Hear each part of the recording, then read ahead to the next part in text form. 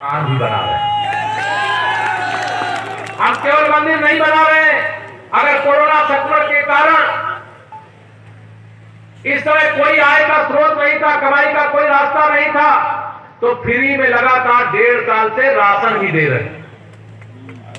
अगर भारतीय जनता पार्टी सरकार रामलला की जन्मभूमि पर भव्य मंदिर बना रही है, तो जम्मू कश्मीर से जो कोड था आजादी के बाद से धारा 370 को समाप्त करने का काम किया है। और आपने इसीलिए हमें जनादेश दिया था। मैं आप सब लोगों से इसीलिए यहां पर कहने आया हूं कि 2022 का चुनाव में कमल खिला दीजिए, बड़े अंतर से कमल खिला दीजिए। आप देखना, कोई सैफई चला जाएगा, कोई इटली चला जाएगा। आप भरोसा रखना, मैं आपको बता रहा हूं। इन सबको जो उत्तर प्रदेश का मुख्यमंत्री रहा हो, मुझे आश्चर्य लगता है श्री अखिलेश यादव जी के ऊपर। मेरे देश के वैज्ञानिकों ने दिन रात तपस्या करके वैक्सीन तैयार किया कोरोना से बचाने के लिए, और इन्होंने कहा ये भाजपा की वैक्सीन ऐसे मत लगाओ। कहा था कि नहीं कहा था? लेकिन आप बताओ, आप सबने वैक्सीन लगवाई कि नहीं लगवाई? सब लोगों ने लगवा लिया, ये नहीं लगवाए। अगर वैक्सीन नहीं लगवाते तो हम सुरक्षित रहते क्या? हमें वैज्ञानिकों को सबको धन्यवाद देने की जगह श्री अखिलेश यादव जी उसे बीजेपी की वैक्सीन बता दिए। मैं आप सबसे आज यहां पर अपील करना चाहता हूं, वैक्सीन तो अब श्री अखिलेश यादव जी को भी लगानी, लेकिन कमर के फूल की बटन दबा करके उनको किसी डॉक्टर को भेजने की जरूरत नहीं है, किसी नर्स और किसी कंपाउंडर को उनके पास भेजने की जरूरत नहीं है। वो वैक्सीन की ताकत आप सब जनता जनार्दन के पास है।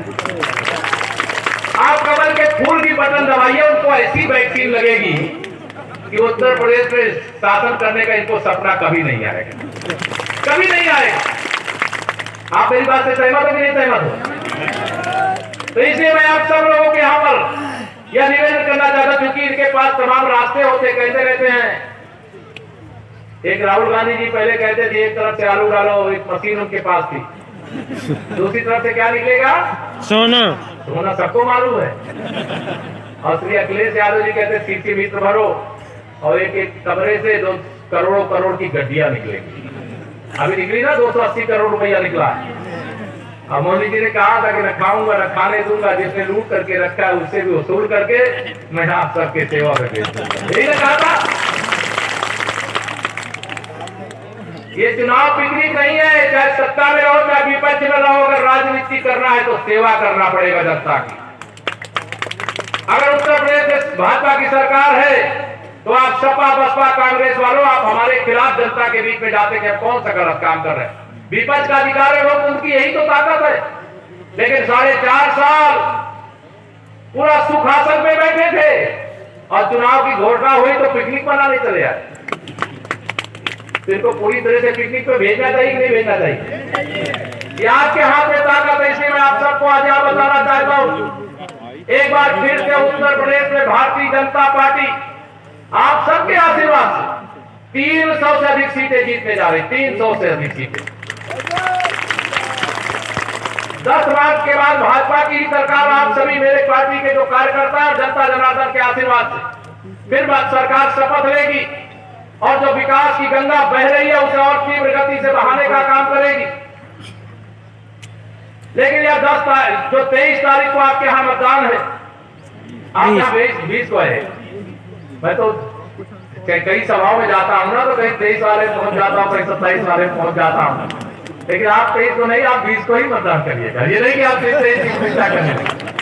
तो 20 तारीख को होने वाले मतदान में आप सब लोगों से यहाँ पर यह अपील करना चाहता हूं कि ये महोबा विधानसभा और बुंदेलखंड की हर विधानसभा के लिए मेरी अपील है, इस मंच से अपील है, बुंदेलखंड को हम ही ने सजाया और हम ही सजाएंगे, हम ही संवारेंगे, हम ही आगे बढ़ाने का काम, भाजपा ही आगे बढ़ाने का काम करेगी। और आप सबसे यह जिम्मेदारी कि यहाँ पर यह मत समझना कि यहाँ केवल प्रत्याशी केशव प्रसाद मौर्य और ब्रजभूषण जी और राकेश गोस्वामी जी है। यहाँ आप सब भी प्रत्याशी हो। इसलिए आज तो 14 तारीख को आया हूं। 5 दिन का समय बचा है, और पूरा 5 दिन विरोधियों की जमानत जब्त कराने और कमल का फूल खिलाने के लिए लगाना। जो लोग 5 दिन का पूरा समय लगाएंगे, जरा हाथ उठा के मुझे बताइए, जरा इतने लोग लगाओगे? अरे वहां छत वाले भी कब लगाएंगे? तो मेरी माताएं बहनें भी, मेरे बड़े बुजुर्ग नौजवान दोस्त, मुझे आप सब पर भरोसा। मैं तो सोच रहा था मेरे भाषण का हिस्सा ही है कि विरोधियों की जमानत जब्त करेंगे, लेकिन आप जमानत जब्त किए बगैर उनको छोड़ेंगे नहीं, ये मुझे विश्वास हो गया और यह विश्वास लेकर के मैं यहाँ से जाऊंगा। लेकिन एक बात और कह करके, जहाँ पिछली बार मैं कहा था कि मैं बीच में आऊंगा, एक बार आप सबके साथ फिर बैठेंगे। अभी 5 मार्च तक चुनाव प्रचार का अभियान चलेगा, लेकिन मैं ब्रजभूषण जी, अखिलाध्यक्ष जी, जितेंद्र जी, आपसे भी कह रहा हूं, एक कोई कार्यक्रम 10 मार्च के बाद जरूर कोई बनाइएगा, जरा महोबा फिर से आया जाए, सबका आशीर्वाद दिया जाए, सबके दर्शन किया जाए। सांसद जी आप भी रहिएगा उसमें, और आप बुलाओगे कि नहीं बुलाओगे? लेकिन एक मेरी शर्त है, विरोधियों की जमानत जब्त करा के बुलाना। इधर नहीं हाथ उठा रहे हो, जमानत जब्त करा करके सब लोग हाथ उठा रहे हैं। तो मुझे एक बार आप सब आशीर्वाद देने के लिए फिर से बुलाना। आने वाली 20 तारीख अत्यधिक महत्वपूर्ण, और इसलिए 20 तारीख का दिन या कमल के फूल के लिए